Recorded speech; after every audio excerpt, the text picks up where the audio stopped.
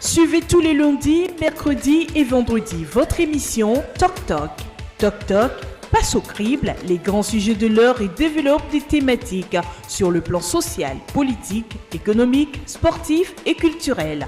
En studio pour en débattre, des journalistes et des experts. Rediffusion la nuit avant 2h30.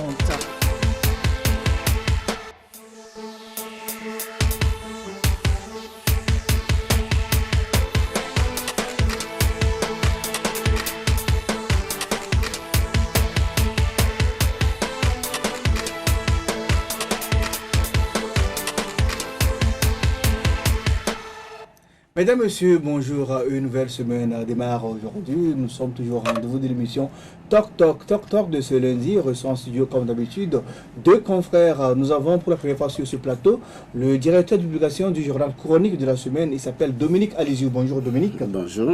Bonjour aux éditeurs, aux éditrices de la nouvelle émission qui vient de démarrer. Ok. Merci d'être là sur le plateau. Nous avons notre second invité, journaliste, il a pour nom Justin Anani, il est le directeur du site togovision.com. Bonjour Justin. Bonjour Junior et bonjour à tous les fidèles. Alors avec nos deux invités, nous allons parcourir l'actualité de ces dernières heures au Togo et nous parlerons aussi un peu du Bénin. Notre invité en deuxième partie, il a pour nom M. Spero Maoulé. Il est le président du CACIT Togo. Avec lui, on va parler de quelques sujets liés aux droits de l'homme. Avant toute chose, voici la une des journaux.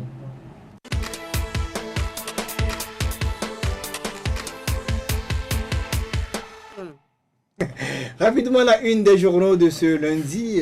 Dans les cœurs, nous avons le correcteur. Le correcteur titre à sa une Égypte, Éthiopie, Côte d'Ivoire. Séjour aérien non-stop du chef de l'État togolais. Faure Gnassingbé, toujours insoucieux de la misère du peuple, préfère les villégiatures. Scandale Bolloré, Pefako, Faure Gnassingbé et frères. Au-delà du Fabre, de la nécessité pour l'ensemble de l'opposition, les députés et la société civile d'exiger des clarifications sur les contrats fantômes. Deuil au sein des forces armées togolaises. Le chef de l'état-major de l'armée de terre, colonel Mbakofi Batanda, n'est plus. Alerte. Risque d'intoxication alimentaire du personnel du CHU Sylvanus Olympio. Le deuxième journal de ce lundi, nous avons Togo Matin. Togo Matin qui titre à sa une Unir 4 ans déjà entre stagnation et défi. Dossier championnat européen patient exporté au Togo. Entrepreneuriat, 15 entreprises certifiées dynamiques. Éducation, primaire et secondaire, bientôt à l'épreuve éditoriale. Unir résistance et résilience. C'est tout pour aujourd'hui. Nous demandons au directeur de publication de nous envoyer très tôt, avant le démarrage de l'émission, l'heure 1 pour qu'on puisse présenter dans l'émission. Mesdames, messieurs, on se retrouve tout à l'heure pour la première partie de cette émission.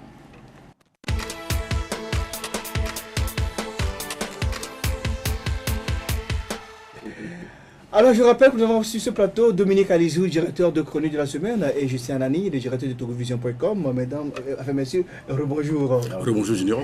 Alors le premier sujet d'aujourd'hui, c'est la menace terroriste qui pèse sur le Togo et le Ghana.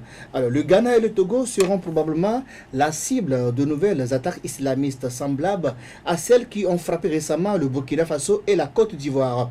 C'est du moins la mise en garde des services de renseignement du Ghana, le NSCS. L'information est reprise vendredi dernier par la presse ghanéenne. Selon les renseignements rassemblés par le National Security Council Secretariat, le Ghana et le Togo sont les prochaines cibles après les attaques au Burkina Faso et en Côte d'Ivoire.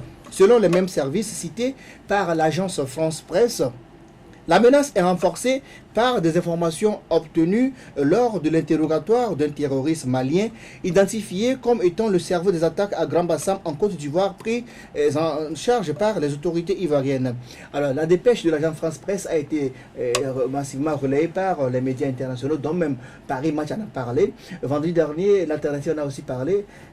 Messieurs les amis, les confrères, ça craint sérieusement les menaces vers le Togo, les menaces terroristes. Oui, la menace est à prendre au sérieux parce que ces hommes qui prennent le vilain plaisir de tuer allègrement des honnêtes citoyens peuvent véritablement frapper partout, ils frappent partout. Nous avons vu le cas du Burkina Faso, puis le cas de la Côte d'Ivoire. Le Mali a été plusieurs fois déjà attaqué, donc Je pense que la menace est à prendre au sérieux. Et là, il faudrait donc que nos services de renseignement, que nos forces de sécurité puissent véritablement jouer leur partition en renforçant la sécurité, en s'informant et en identifiant les éventuels ou bien des suspects qui peuvent s'introduire. Et la population également doit contribuer parce que la population est la première cible et elle doit jouer également sa partition en donnant les informations également aux forces de sécurité. Et lorsque vous voyez des gens suspects, des gens qui ont l'air un peu bizarres, je pense que aujourd'hui nous voyons quand même que nos hôtels, nos plages également sont un peu sécurisés. Donc il revient donc à l'autorité ou aux autorités de mettre les bouchées doubles pour vraiment déjouer le plan macabre de ces individus sans foi ni loi. Justin Nani, on le voit, les services de renseignement ghanéens ont pris les menaces au sérieux et prennent donc les dispositions. Alors, le Togo, notre pays, est menacé réellement, selon ce que nous avons appris ce week-end des services de renseignement ghanéens. Oui, effectivement, ce n'est pas un fait hasard, parce que aujourd'hui c'est réel, c'est d'actualité, sauf que la remarque qui est faite d'emblée est que ces terroristes-là, ces hommes-là, ni foi ni loi, veulent aussi frapper dans un pays anglophone. Parce que toujours, on a tendance à apprendre, à écouter que c'est seulement au niveau des pays francophones, au niveau de l'Afrique de l'Ouest ici, que ces menaces, ces terroristes frappent les populations. Mais moi je dis que ce n'est pas un fait nouveau pour la simple raison que déjà en 92, et lorsque le Nord Mali a été attaqué et que certains responsables de ces groupes-là ont été victimes d'un certain nombre de choses, les premiers documents qu'on a retrouvés sur ces hommes-là au niveau de l'attaque révèlent qu'en réalité, un plan a été concocté pour attaquer également tous les pays qui ont envoyé les corps habillés pour défendre l'intérêt du Mali, notamment par rapport à la conquête qui se faisait à l'époque, parce qu'il y avait eu une dynamique qui était lancée. Donc le but, c'est d'attaquer Bamako, et qu'avec l'intervention de la France, avec le soutien également de ces pays francophones de l'Afrique, ça fait que c'est le Nord Mali aujourd'hui qui est occupé. Donc les terroristes n'ont pas jugé bon qu'en réalité, lorsque un problème se pose sur le sol malien, que d'autres États puissent envoyer les éléments pour les stopper dans leur élan. Donc ce principe a été mal compris par ces terroristes-là et ils ont décidé de frapper n'importe où.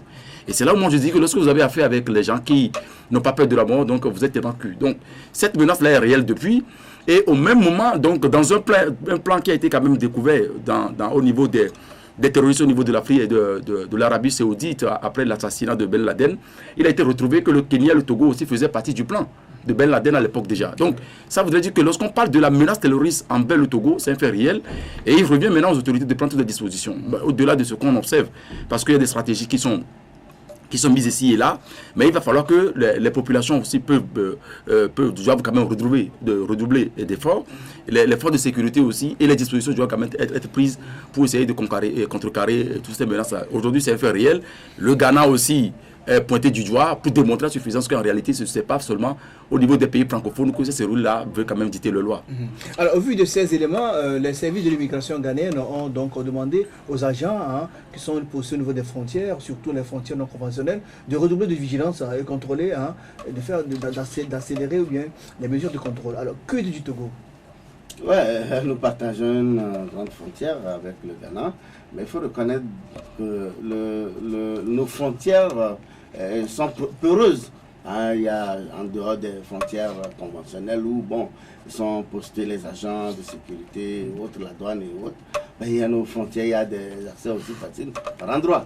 Donc je pense que c'est en cela qu'il faut véritablement que les forces de sécurité et la population, parce que si peut-être par hasard vous êtes en prison, quand vous voyez des individus bizarres qui traversent la frontière, il serait très utile d'informer rapidement les forces de sécurité. Parce qu'aujourd'hui, lorsque ces terroristes frappent, on ne sait pas qui est où à un moment précis. Donc, vous pouvez être là aussi par hasard et que vous pouvez donc, je pense que la menace est réelle et que toute la population, je ne vois pas seulement que les forces de sécurité, c'est vrai que les forces de sécurité, c'est leur rôle d'ailleurs, c'est pour qu'ils doivent forcément sécuriser la population, mais il est fondamental que la population également participe, contribue. Par exemple, vous voyez des gens qui viennent louer vos véhicules, ou vous voyez quelqu'un qui vient louer un hôtel, vous n'avez pas ces identités ou bien vous les soupçonnez, la meilleure solution c'est d'informer rapidement les forces de sécurité pour que ceux-ci puissent les prendre en charge pour voir ce qu'il y a lieu de faire. Parce que véritablement, si nous prenons ce qui s'est passé réellement tout récemment à Abidjan, c'est vraiment dommage. C'est vraiment dommage parce que ce n'est pas. C'est vrai qu'ils ciblent beaucoup plus les expatriés, mais dans leur cible tombent également les nationaux. Notamment, vous prenez le cas d'Abidjan, le cas du Burkina Faso. Donc, je pense que c'est un problème qui concerne tout le monde et qu'il faut véritablement que chacun, enfin, toute la population contribue ou participe ardemment, véritablement à la lutte contre ces hommes vraiment qui n'ont pas peur de la mort pour eux, ils viennent pour mourir. Donc, et surtout également, il faut aussi qu'au niveau de nos mosquées, que les imams et enfin les fidèles puissent aussi surveiller de près. Parce que parfois, ils viennent comme si c'est des gens qui sont venus pour aider la population démunie. Ils ont d'autres organisations. Ils ont d'autres objectifs. Donc, il faut véritablement aussi que, au niveau de nos mosquées également, que ces hommes, enfin, que la vigilance soit redoublée pour que éventuellement, si par hasard ils rentraient au Togo, qu'ils soient déçus. Alors, les services de renseignement togolais ont sûrement les mêmes informations que leurs homologues du Ghana. Mais jusqu'à présent, que font-ils au juste alors? Parce que là, curieusement, c'est au Ghana, on a appris qu'il y a la menace qui pèse sur le Togo. Pourquoi on ne va pas la prendre ici? On doit la prendre de l'étranger. Oui, je pense que la meilleure arme pour les renseignements, c'est le silence. Mais il faudrait quand même que le ministre de la Sécurité puisse également sensibiliser la population face à la menace. Parce que c'est vrai qu'on ne peut pas divulguer les renseignements qu'ils reçoivent et par-ci, par-là, mais il faudrait que les populations soient véritablement vigilantes. C'est ça qui est de mieux, parce qu'on a l'impression que ça ne peut arriver qu'ailleurs. Ça ne va jamais arriver, par exemple, à Côte d'Ivoire. La Côte d'Ivoire n'a jamais vécu cette attaque, le Burkina également. Et donc, ça voudrait dire que si c'est arrivé à ce niveau, ça peut également frapper ici. Donc, je pense quelque part qu'il faut véritablement que le ministre également puisse communiquer, non pas communiquer, donner les informations secrètes que l'État ou les renseignements sont en train de décrypter pour démasquer ou arrêter ce terrorisme, mais amener la population à une sensibilisation accrue pour qu'au cas où on découvrait ces gens d'individus sinistres, qu'on puisse mettre la main sur eux. Juste avant de passer à autre chose, une dernière question que je vais poser. Dans le message interne du NSCS consulté par l'agence France Presse, les services d'immigration ajoutent que les contrôles de personnes en provenance de pays à haut risque, comme la Libye, le Niger et le Mali, devront être renforcés. Alors, pensez-vous qu'avec nos frontières poreuses, là où on donne 100 francs, 200 francs, ça va passer, et ces contrôles sont vraiment renforcés comme le souhaite le Ghana, par exemple? Non, moi je pense que c'est le discours. Parce qu'en réalité, lorsque les terroristes veulent frapper dans un pays, ils sont là depuis, ils prennent des dispositions depuis. Donc, ce n'est pas une question de jour au lendemain, et puis après ils frappent.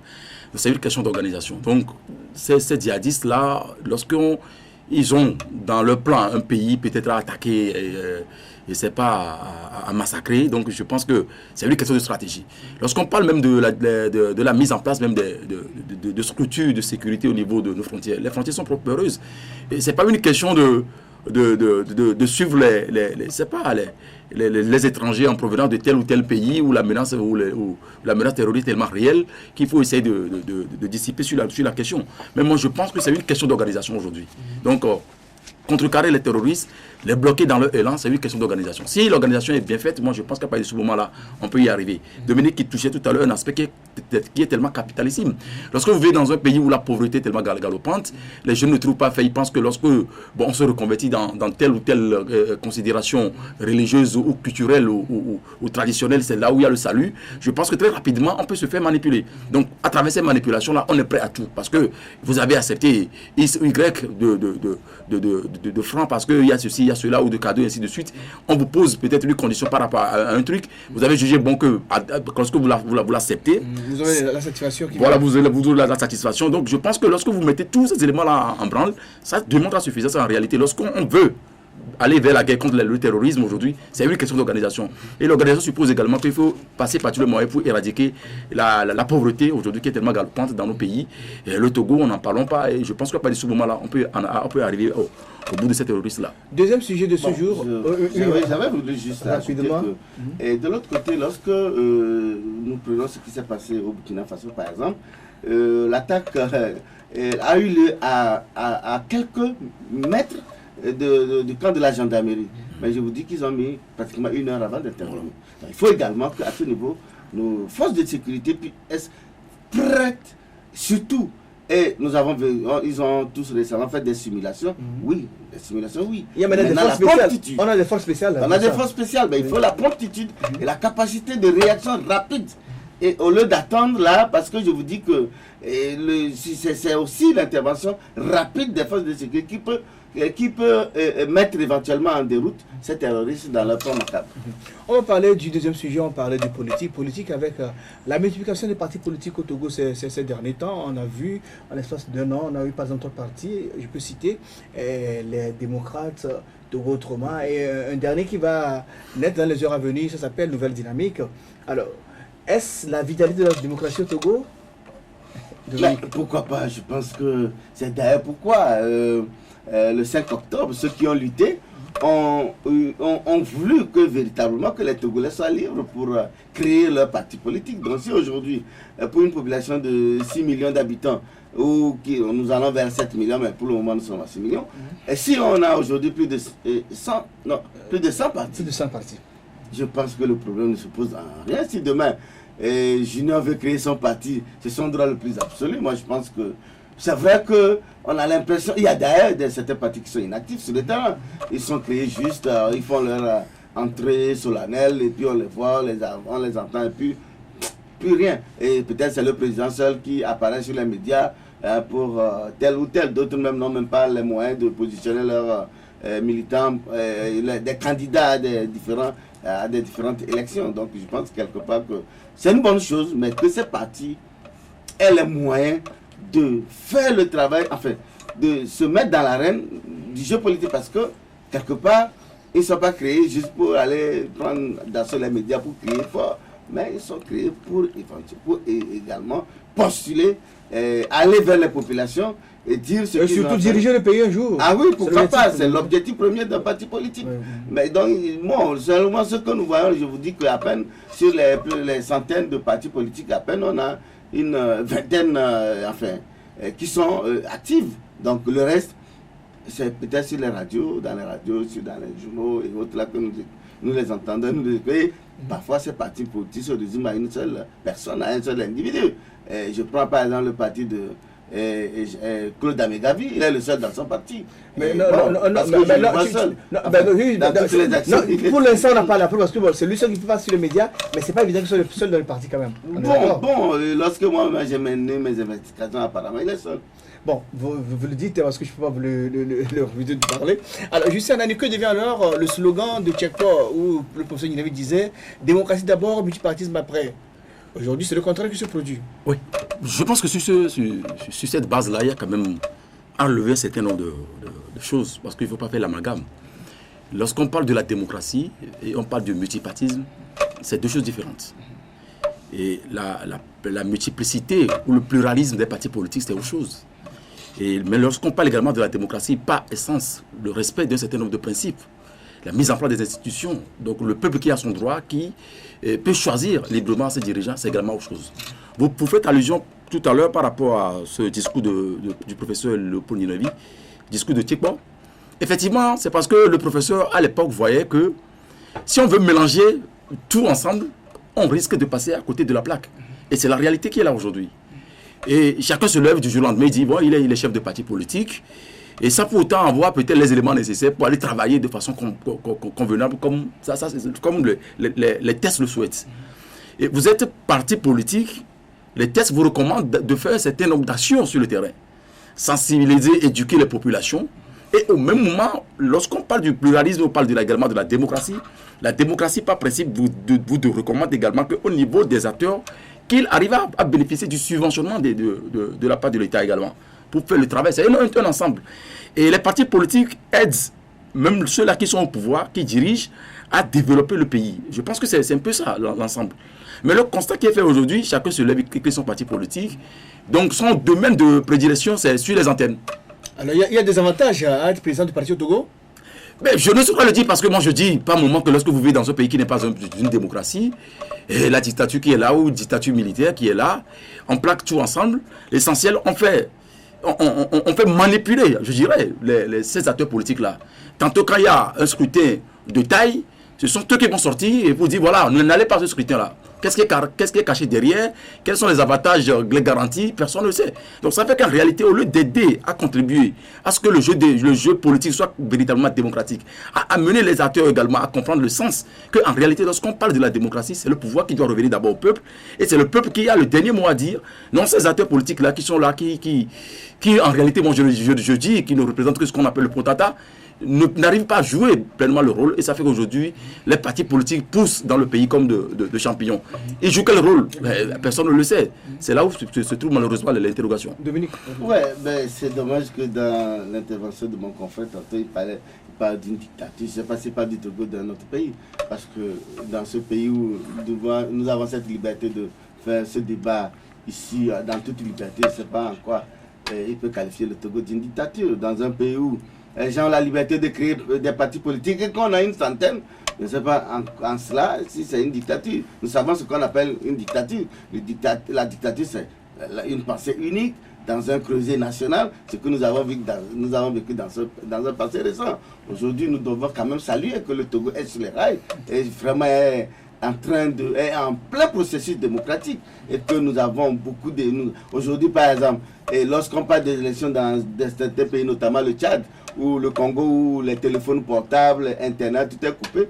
Mais notre dernière élection, ou bien les dernières élections que nous avons eues tout récemment, mais les téléphones ont bien fonctionné, l'Internet a travaillé, les partis politiques avaient l'autorisation de créer leur centre de compilation. Et donc, je pense que le Togo est quand même de plein pied dans la démocratie. Et c'est ça, d'ailleurs, qui est la quintessence. La quintessence d'une démocratie, c'est de donner la parole au peuple. Et c'est ce qui se passe dorénavant au Togo et que nous devons saluer quand même ces avancées. Si c'est vrai qu'il y a quand même des insuffisances ou quelques manquements, c'est une réalité également puisque nous sommes dans un processus. Et je pense que plus le temps avance, plus la démocratie togolaise s'améliore quand même. L'une des garanties de la démocratie, c'est aussi l'alternance. L'alternance, tant réclamée par l'opposition, aujourd'hui passe par la multiplicité des partis politiques.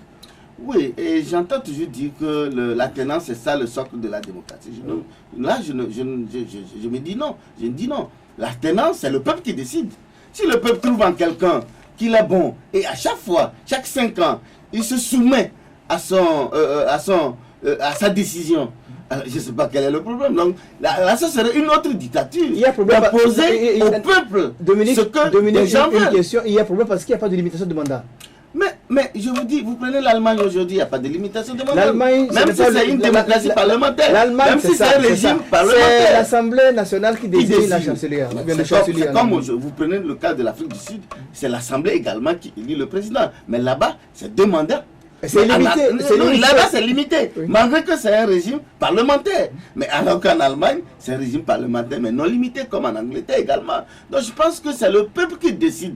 Si demain, et celui qui est là, il se soumet toujours, puisque 5 ans, au moins il y a une réalité. Chaque 5 ans, les Togolais sont consultés. Et si les Togolais sont consultés, ils trouvent que non, ce candidat-là, nous ne voulons plus de lui.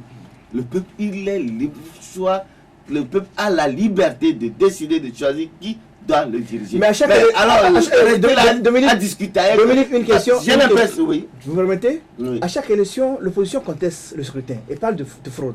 Mais c'est malheureux, lorsque j'ai vu la lettre j'ai parcouru la lettre que Jean-Pierre Fabre, le leader, le chef de file de l'opposition, a envoyé à Patrick Talon.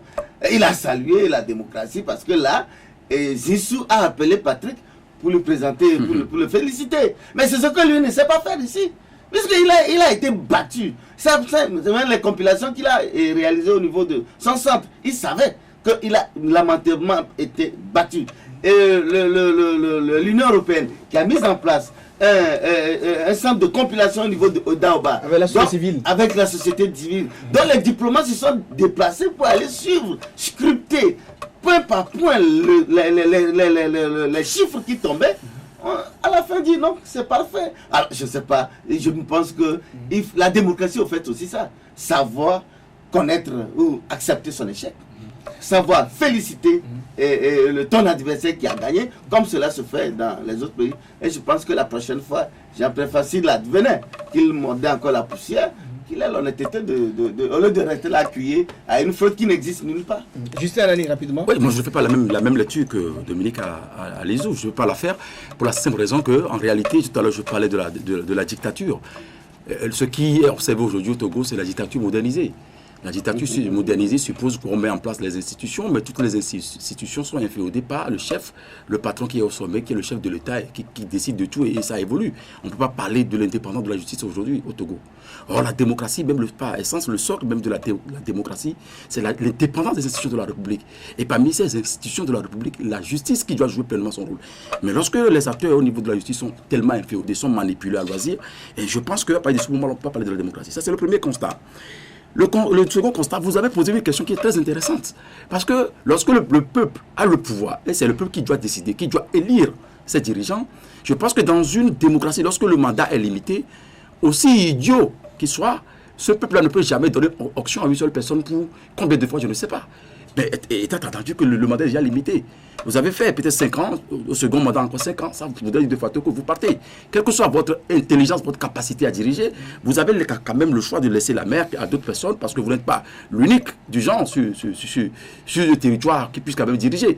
Ça, ce constat-là a été fait. Tout à l'heure, Dominique Alizouf a ouvert une parenthèse sur le cas du Bénin. Nous étions partis au Bénin, on a vu ce qui s'est passé là-bas. Là, les institutions ont été tellement indépendantes, ils ont travaillé. Vous prenez la Sénat, le travail qui a été fait au niveau de cette Sénat béninoise-là a été tellement remarquable, impressionnant.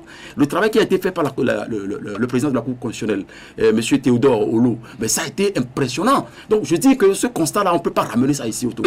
Ici, il y a une volonté délibérée, les gens sont au pouvoir, ils ne veulent pas céder, ils imposent leur suprématie, ils peuvent arrêter qui veulent, ils peuvent le libérer quand ils veulent, et c'est comme ça va la République. Donc, après de ce moment-là, moi, je ne veux pas parler et de la démocratie dans un État moderne qui veut se créer, qui veut se consolider, qui veut évoluer sur la base des principes. Donc, c'est pour dire tout simplement quoi qu'on dise aujourd'hui. Il y a un fait qui est réel, les partis politiques sont multiples, mais la multiplicité de ces partis politiques-là ne voudrait pas dire de facto que nous vivons dans une démocratie. Entre pluralisme et la démocratie, il y a une large différence. On ne doit pas faire la confusion. Nous allons dire un mot sur le Bénin avant de recevoir notre invité. Je vous rappelle, le président de l'émission Talk Talk, tout à l'heure, on va recevoir en studio M. Spero Maoulé, le président du CACIT Togo. Alors, Dominique, on a vu, dès que le nouveau président particulièrement après le pouvoir, le premier conseil des ministres a décidé d'abroger tous les décrets que l'ancien président Yahya Boni a eu à prendre dans les derniers jours de sa mandature. On sait qu'en démocratie, il y a la continuité de l'État. Est-ce que Yahya Boni n'avait pas le droit de prendre cette décision à quelques jours de la fin de son mandat? Oui, c'est ce que nous constatons ces derniers moments, lorsque vous prenez aussi le cas burkinabé, où quand le nouveau régime a pris fonction, ils ont abrogé certaines décisions prises par le gouvernement de transition. Et aujourd'hui, c'est le cas du Bénin. Bon, on se demande si c'est sur quel principe, sur quelle base. Parce qu'on parle de la continuité de l'État. Alors, c'est comme si 5 ans de gestion ou 10 ans après, quand tu viens, tu peux même revenir sur certaines anciennes thèses pour les abroger. Je ne crois pas que ce soit la meilleure. Et je pense qu'aujourd'hui, ceux qui disent, et comme l'a dit tantôt mon confrère Justin Nani, que la démocratie béninoise elle est très avancée, il y a les institutions. On a vu comment les gens étaient dans les rangs pour prendre les sous et vendre les cartes d'électeurs. On les a vus. Ça, je pense que tu étais là, tu as vu. Donc on a vu comment l'argent a fait la loi, a dicté sa loi pratiquement au Bénin. Ça aussi tu le sais. Bon, aujourd'hui, voilà Patrick Talon qui vient et rapidement il décide d'abroger certaines lois prises par son prédécesseur. Sur quelle base? Là, vraiment, je ne sais pas si la constitution béninoise le permet ainsi. Est-ce que soit vous avez vraiment des choses à faire, à mettre en place, et là, il faut passer par le Parlement. Mais ici, c'est une décision prise, c'est des décisions prises au cours du Conseil des ministres, et moi, je m'interroge. Est-ce que c'est ça la quintessence ou les éléments qui prouvent que la démocratie d'un pays est vitale? Mais je ne crois pas, parce que dans les pays occidentaux, notamment si vous prenez par exemple les États-Unis, lorsque un parti, bon là on parle des républicains et des démocrates, lorsque un parti prend le pouvoir, si même il a besoin, il veut changer certaines lois, mais il passe par le Congrès. et les sénateurs. Ils passent par le Sénat. Donc, vous rappelez, actuellement, par exemple, le dossier sur Obamacare, par exemple. Les républicains disent que quand ils vont venir, ils vont abroger. Mais cela ne veut pas dire quand ils vont prendre le pouvoir, au cours d'un conseil des ministres, il va décider. Non. Tout va passer par le Sénat et autres. Donc, je pense que c'est ce que peut-être Patrick Talon aurait pu faire. Et ça sent, ou ça pue, peut-être un règlement, puisque tout le monde savait comment les relations très calamiteuses qui étaient entre les deux hommes, entre Patrick Talon et Yahi Boni, puisque Yahi Boni l'avait accusé d'avoir voulu l'empoisonner. Et rappelons que les deux hommes étaient de très bons amis. Patrick Talon était l'homme de confiance de Yahi Boni. Et d'ailleurs, c'est à la base de cette confiance que Yahi Boni l'envoyait dans beaucoup de choses. Et les Béninois reconnaissent qu'il y a dans la gestion que certains qualifient de calamiteuse de l'État béninois, mais Patrick Talon était un acteur majeur dans les magouilles, dans les trucs. Aujourd'hui, l'argent a pris le pas, les Béninois ont choisi leur président selon les sous. Bon, on attend de voir on aura le temps d'en parler. Et juste la même question. Alors, dont on dit que le gouvernement de Yahi Boni devait arrêter de fonctionner dans les derniers jours de sa mandature, alors qu'on savait que le mandat de Yahi Boni devait s'achever le 5 avril à minuit. Non, je pense que sur cette question, on est obligé de faire des éclaircissements parce que sinon, ça sent trop la confusion. Tout à l'heure, Dominique parlait du fait que l'argent a été circulé et tout. Je pense que c'était lors de la campagne. Ça n'a rien à voir avec l'indépendance mais des institutions qui ont eu à leur charge à diriger le processus de démocratisation, le processus électoral jusqu'à la fin, où de façon indépendante, la Sénat a proclamé les résultats, où le président, Emmanuel Tchando, en présence de ses membres, a proclamé les résultats aux yeux de tout le monde. Ça, c'est pas comparé avec le Togo.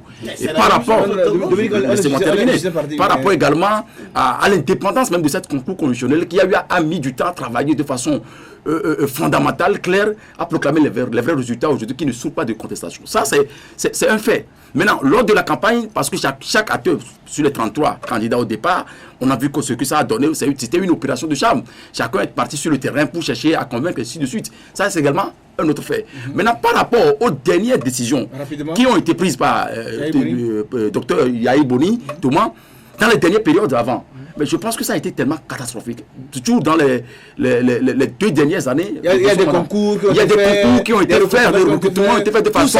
Tout ceci a été annulé par. Voilà, fantaisiste, même des gens de sa région. Beaucoup ont été positionnés au niveau de l'administration de façon qui n'était pas claire.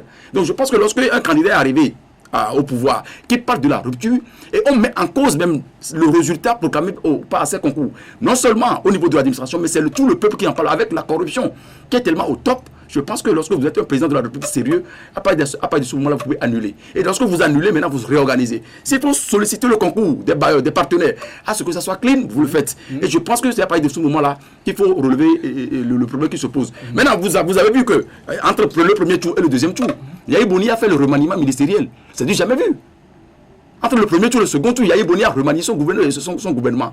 Et pour combien de jours? Pour 1 semaine ou 2 semaines, parce qu'il y a des avantages à donner. Et je pense qu'à partir de ce moment-là, il faut énormément chercher à poser des questions. Je pense que si on veut annuler aujourd'hui, on veut repartir sur de bonnes bases. Je pense que c'est une très bonne chose. Et le Bénin continue toujours pas de nous donner de bons exemples. C'est dommage, on n'a pas le temps. On n'a pas le temps. On va recevoir l'invité. Dominique, on aura d'autres occasions. Moi-même, j'avais des questions là-dessus. Parce qu'on a vu la population qui a protesté. Les gens sont partis faire le sitting devant la présidence. Devant la présidence. On a vu. Mais on ne les a pas gazés. Dominique était là, il était assis là-bas. On les a accueillis. On gaze systématiquement. Si la SA a marché pendant 5 ans, on les gaze systématiquement. Ça, c'est pas les politiciens. C'est les fonctionnaires qui ont été. Justement, ici, les fonctionnaires qui ont fait le sitting. En fait, c'est en cela que je voudrais vous demander si ils pensent que ce concours-là a été organisé pour que des Ghanéens ou des Togolais aillent gagner ou bien aillent porter. Non, c'est des Béninois. Et d'ailleurs, c'est pourquoi l'ancien ministre de la fonction publique a dit, lui, il est là, il est prêt qu'on lui démontre qu'est-ce qu'on recuse à ce concours de recrutement. C'est du bidon. À suivre. Au lieu de penser comme que oui, bon, il est venu, il a fait rémunérer. Mais attends, si au cours de, même s'il reste 2 semaines, et que tu vois qu'il y a des gens dans ton gouvernement qui sont hostiles ou qui sabotent ta politique, qu'est-ce que tu vas faire? Tu vas les laisser? Merci Dominique, merci à Justin, mesdames, messieurs. On se retrouve tout à l'heure pour notre invité. Le générique, s'il vous plaît.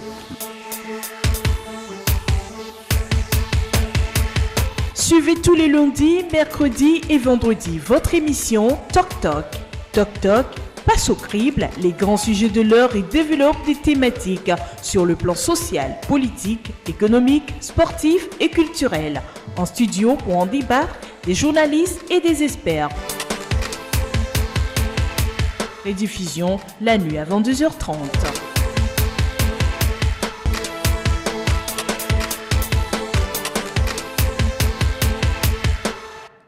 Retour en studio avec notre invité, il s'appelle M. Spero Maoulé, il est le président du CACI Togo. Bonjour M. Spero. Bonjour Junior. Et merci d'être avec nous ce matin. Le 11 mars dernier, l'Assemblée nationale togolaise a adopté une nouvelle loi relative à la composition, l'organisation et au fonctionnement de la Commission nationale des droits de l'homme CNDH.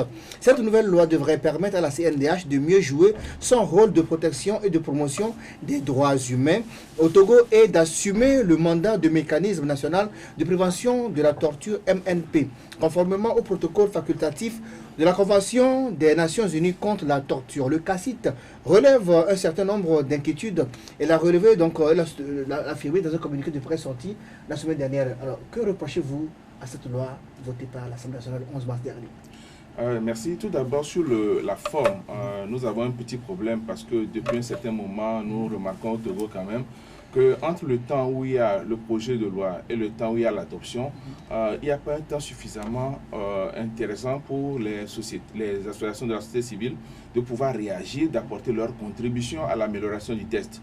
On a trouvé ça par exemple avec le code pénal, qui a été gardé jalousement au secret pendant longtemps et puis ça nous a été donné comme ça. Et donc malheureusement, il y a des choses qu'on aurait pu dire, qu'on n'a pas eu le temps de dire, c'est sorti. Je me rappelle encore que nous avons demandé instamment au chef de l'État de pouvoir retourner le texte à l'Assemblée pour qu'on corrige un certain nombre de choses, notamment l'article 497 que les journalistes avaient relevé, entre autres, et donc ça n'a pas été fait. Donc le premier élément, c'est la forme. On aurait pu nous laisser le temps de voir ce test-là. Le second élément qui nous fait inquiétude, c'est le mode de désignation des membres de la CNDH. Vous savez qu'avec les principes de Paris, un élément fondamental d'une CNDH, c'est la liberté, l'autonomie, et la possibilité que les commissaires aient une certaine indépendance par rapport à tout autre pouvoir. Et malheureusement, quand on voit que, par exemple, le mode de désignation donne la possibilité au chef de l'État, à lui seul, de choisir 4 personnes et à l'Assemblée de choisir 5 personnes, nous craignons pour deux choses. D'abord, la première chose, c'est que si ces gens-là sont choisis par le chef de l'État, il y a une crainte de redevabilité de ces gens-là à l'endroit du chef de l'État qui va entacher leur activité. Parce qu'ils sont désignés par le chef de l'État, ils vont vouloir lui rendre l'appareil. Et donc, malheureusement, le travail ne serait pas efficace. Notre deuxième inquiétude, c'est que malheureusement, quand le chef de l'État va choisir, on ne nous donne pas la possibilité de dire que, par exemple, les organisations de la société civile qui sont dans la défense des droits de l'homme, par exemple, les corps professionnels qui peuvent intervenir dans la gestion et la protection des droits humains, ne vont pas désigner des gens pour envoyer. C'est vrai qu'au niveau de l'Assemblée, on a dit que l'Assemblée, le président de l'Assemblée va ouvrir la candidature à tous ceux qui veulent aller. Mais là encore, c'est l'Assemblée qui va choisir. Et nous avons crainte qu'on ne retrouve le même schéma qu'on a eu avec la CENI, qui a été fortement politisé, et ce qui a amené ce que nous avons vu, la triste image que nous avons eue lorsqu'il y a eu la proclamation des élections présidentielles passées. Et donc c'est ces deux éléments essentiellement qui font que nous demandons au chef de l'État, avant de promulguer le texte, de carrément retourner le document pour qu'on puisse tenir compte du fait qu'il y a les médecins qui peuvent choisir, les associations de la société civile qui peuvent choisir, les journalistes qui peuvent choisir, etc.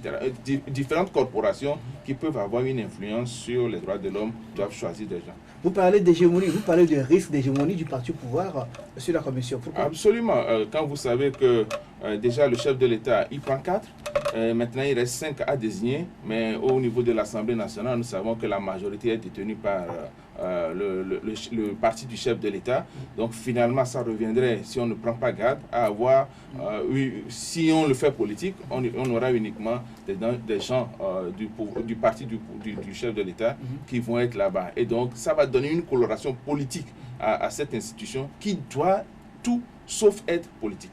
Mais en principe, la société civile que vous représentez ici, par exemple, devait faire le lobbying chez le chef de l'État pour que dans les cadres qui seront nommés par lui, qu'on ait des gens qui ne sont pas des politiciens de son bord. Nous sommes en train de faire une forme de lobbying. Quand nous faisons le plaidoyer pour que le chef de l'État retourne le test, nous ne sommes pas certains qu'il va le faire. S'il le fait, c'est bon. S'il ne le fait pas, au moins, ils ont entendu que nous avons une inquiétude sur laquelle il faut quand même jouer pour que les gens qui seront désignés ne soient pas des gens politiques, mais des gens absolument techniques.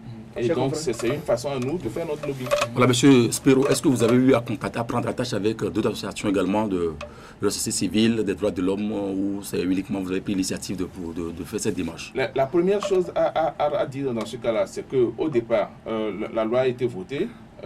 Vous savez que normalement, le chef de l'État a une durée maximale de 15 jours pour faire la promulgation. Nous avons eu difficilement accès à ce test-là. Le test n'a pas été rendu public, donc nous avons eu difficilement accès à ce test avant de constater le problème qui se pose là-dessus. Donc il fallait réagir d'abord et ensuite voir comment faire le plaidoyer. Nous sommes déjà en contact avec d'autres associations de la société civile et nous avons eu l'opportunité de discuter de façon informelle avec d'autres qui partagent nos inquiétudes et qui vont peut-être même un peu plus que ce que nous on craint. Oui. Ouais, je voudrais savoir pour vous le fait que ce soit les élus du peuple, notamment les députés qui choisissent 5, ne vous rassure pas, ne vous garantit pas que ce soit les professionnels des droits de l'homme qui seront désignés, ou qu'est-ce que vous...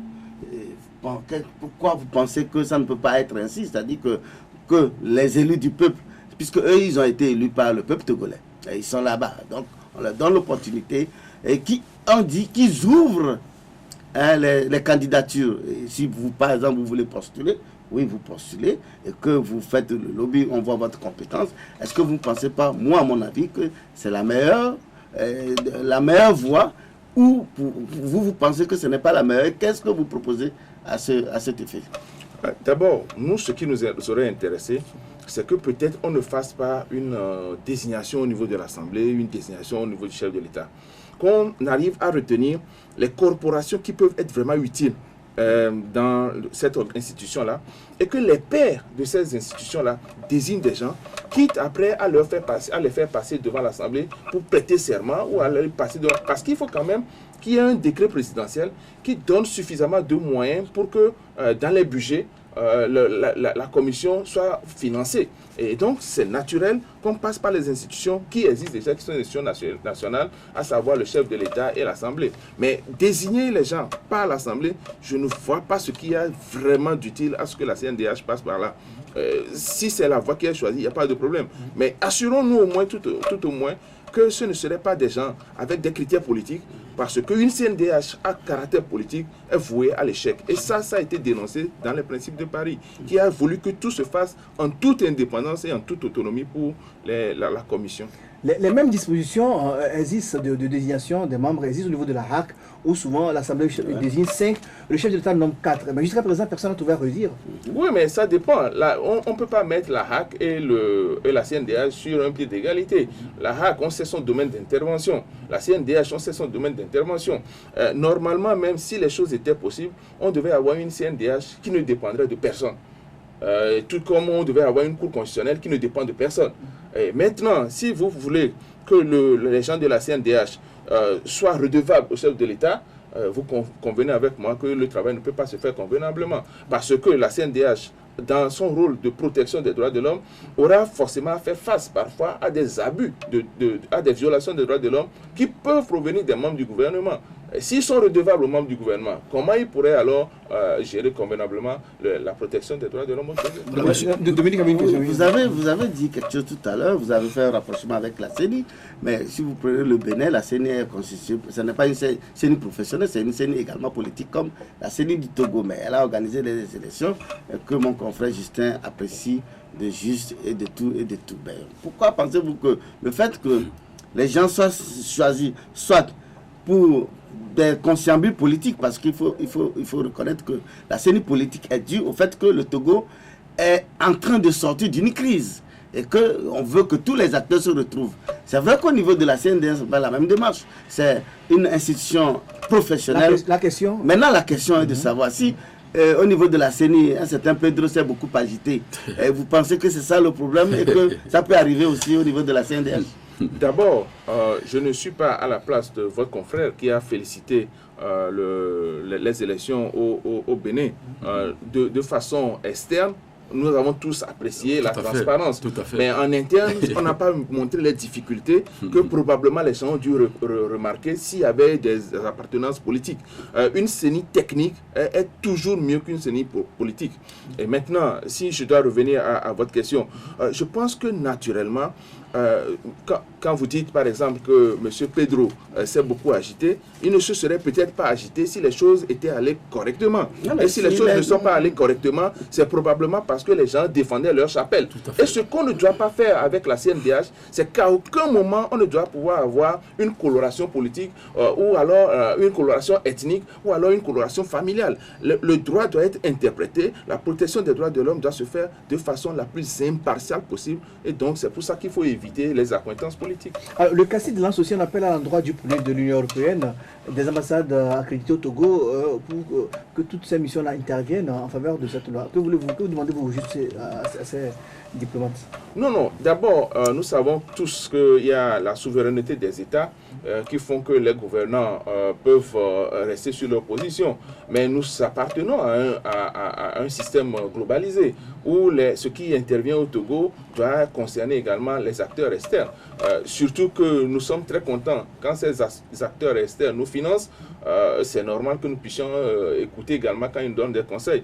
Les principes de Paris ont été intégrés dans les résolutions des Nations Unies en 1993. Et donc c'est tout à fait normal que nous demandons PNUD, qui aujourd'hui garantit le respect des normes onusiennes, de pouvoir intervenir. On ne demande pas de donner des ordres au gouvernement, mais on leur demande simplement de nous aider à éclairer le gouvernement sur le fait que les résolutions des Nations Unies doivent être appliquées. Voilà, M. Spero, on vous attend tout à l'heure. Vous faites une comparaison entre ce qui se passe au niveau de la composition au niveau de la HAC et la composition également au niveau de la CNDH. Est-ce que vous avez l'impression que ces institutions-là sont politisées aujourd'hui? Aujourd'hui, depuis que nous avons eu le fameux départ du président Kounté, tout le monde se rend compte que la CNDH tourne au ralenti. C'est-à-dire qu'on ne va pas la CNDH se prononcer ouvertement sur les affaires qui se sont passées à Mango. C'est ce qui est anormal. Il y a des enquêtes qui doivent être diligentées pour lesquelles on doit nous donner des résultats. Et tout cela, on ne l'a pas. Et donc, on se rend compte que la CNI ne tourne pas, la CNDH ne tourne pas correctement. Donc, il y a une politisation alors? Je n'irai pas jusqu'à dire qu'il y a une politisation. Mais en tout cas, tout ce que nous voyons, c'est que l'activité est au ralenti. Maintenant qu'on est en train de... Il y a peu la fermeté comme au temps de Kounté. Et on ne sent plus le travail de la CNDH. Nous, on ne peut pas dire que la CNDH ne travaille pas, parce qu'à des moments bien précis, nous avons sollicité leur contribution et on a eu à faire un travail parfait ensemble. Donc je ne dis pas qu'ils n'existent pas, mais on ne les sent plus vraiment, parce que dans l'affaire Mango, il y a des rapports qui devaient être rendus publics au niveau de la CNDH. Bon, c'est ce que je déplore. Mais maintenant qu'on est en train de corriger la CNDH, et surtout, figurez-vous que la nouvelle CNDH, on doit lui arrimer le mécanisme de prévention contre la torture. Ça fait donc double rôle. Et on ne peut pas se permettre de nous taire jusqu'à ce que ça soit politique avant de commencer par réagir. Et donc c'est pour ça que nous avons commencé maintenant par faire notre plaidoyer pour que les instances suprêmes du pays puissent savoir que ce que nous voudrions, c'est contribuer à notre manière à ce que les choses aillent bien dans notre pays. Donc pour vous, le fait que dans la crise de Mango, la CNDH n'est pas montée au créneau pour raconter des histoires, c'est ça qui vous indispose? Ça dépend de ce que vous appelez raconter des histoires. J'ai vu le président, j'ai vu une délégation de la CNDH sur les lieux aller faire le travail. Maintenant, la question de savoir, vous pensez qu'une CNDH qui crie, qui raconte, qui monte, quand il y a une petite crise qui va attaquer, s'insulter, c'est ça ou bien pour vous la CNDH c'est quoi? Et surtout, pouvez-vous nous rappeler un peu, c'est quoi le principe de Paris? Je voudrais d'abord dire ma tristesse quand vous parlez de petites histoires, raconter des histoires avec des décès, avec des morts d'hommes. À Mango, il y a eu des décès, que ce soit du côté des forces armées que de la population, il y a des décès. Donc ce n'est pas une histoire à raconter. Et quand il y a des événements qui se produisent, il faut forcément que la lumière se fasse, qu'on ait la réalité de ce qui s'est passé, qu'on situe les responsabilités, qu'on puisse sanctionner ceux qui sont en faute et qu'on puisse réparer ce qui est à réparer. Et si on ne le fait pas, on continuera pas à perdurer. L'impunité n'a jamais aidé un pays à avancer. Et donc c'est tout à fait normal que la CNDH puisse produire un rapport, pas crier, mais produire un rapport pour nous situer, pour qu'on sache exactement qui a commis une faute. Maintenant, les principes de Paris. Rapidement. Les principes de Paris, c'est juste, il y a eu une conférence à Paris qui a réuni les commissions nationales des droits de l'homme, les associations, les OSC, etc., des droits de l'homme, et ils ont essayé de voir comment on peut améliorer le fonctionnement des commissions nationales des droits de l'homme.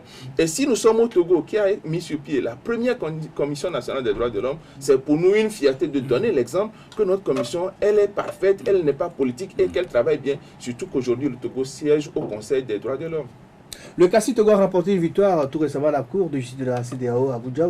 Vous avez remporté une victoire parce que le Togo a été condamné à payer environ 8 millions à un des gens que vous avez défendus. Rapidement, on veut avoir un mot de culture et l'émission. Oui, les juridictions internes ne nous donnent pas satisfaction parce qu'elles ne siègent pas, elles ne sont pas instruites sur nos plaintes. C'est vraiment dommage pour nous. Et quand la Cour de la CEDEAO prend peine de donner des décisions, c'est pour nous une joie. Mais honnêtement, nous le disons au niveau du CACIT, que notre fierté serait que les décisions soient prises au Togo, pour qu'on puisse voir que notre juridiction, notre système judiciaire fonctionne également. Ce n'est pas normal qu'on laisse notre pays pour aller nous faire entendre dehors.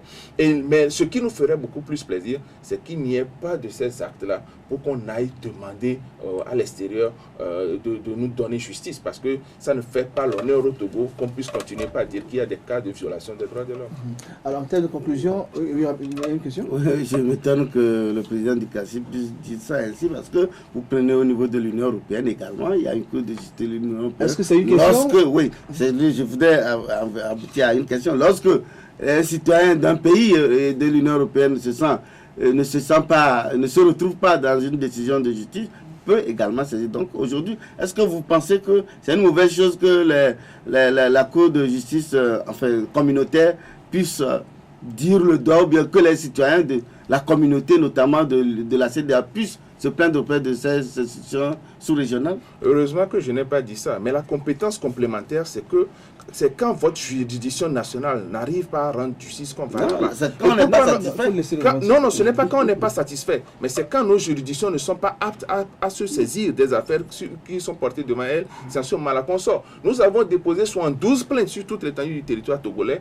Les affaires n'ont jamais été instruites. Et c'est ces affaires que nous avons portées à la CEDEAO. Je suis désolé de le dire, mais il faut que nos juridictions puissent travailler pour qu'on n'aille pas dehors. Le linge sale se lave en famille. Si nos juridictions ont pu prendre nos plaintes, ont pu traiter nos plaintes, je ne pense pas. Et maintenant, figurez-vous que dans même parfois certaines décisions, on ne sent pas véritablement le droit. Il y a beaucoup d'affaires qui nous le font dire.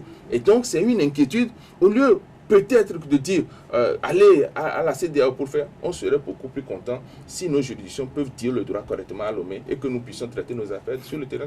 Voilà, M. Espero, où en êtes-vous pour le dossier de tout ce qu'on a eu à connaître en 2005 au niveau de nos juridictions? Oui, bon, les plaintes sont toujours au niveau de la CEDEAO, de façon fragmentaire. Il y a des réponses que nous avons, mais ce qui est certain, c'est que les plaintes, le dossier concernant 2005, je me rappelle que nous avons eu un arrêt en 2013 où on a demandé à l'État togolais d'instruire nos plaintes. Et ce document-là a été envoyé à l'État togolais, mais jusqu'à aujourd'hui, nos plaintes ne sont pas instruites. Et c'est vraiment dommage. Ce que j'ai cru comprendre après, c'est que l'État togolais aurait aimé qu'on mette carrément les affaires de 2005 dans le cadre de la justice transitionnelle. Or, la justice transitionnelle n'exclut pas la justice normale. Donc, même s'il y a justice transitionnelle, ces plaintes-là doivent être instruites. Et donc, nous attendons, nous faisons tout et tout toujours pour que ces plaintes-là... c'est dommage que le Togo soit mauvais élève au niveau de la CEDEAO, parce que si on nous condamne et qu'on nous demande d'instruire les plaintes, c'est tout à fait normal qu'on puisse les instruire. Votre mot de fait rapidement, votre mot de fait. Il y a beaucoup de pays Dominique, c'est fini, on y reviendra. Votre mot de fait, M. Spiro. Mon mot de fin, c'est juste espérer que tous les citoyens vont avoir la même visée pour notre pays, c'est-à-dire un développement harmonieux, démocratique, où les droits de l'homme sont vraiment respectés et promus.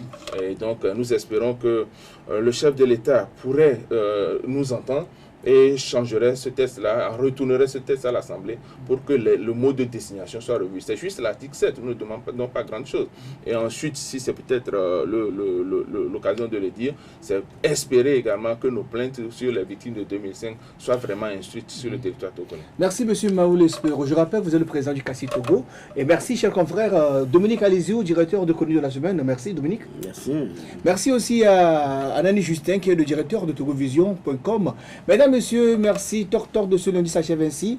Je vous rappelle que la rediffusion de l'émission, c'est ce soir à 22h30, tant sur LCF que sur City FM. On se retrouve mercredi pour un nouveau numéro. Bon début de semaine à vous tous. Portez-vous bien.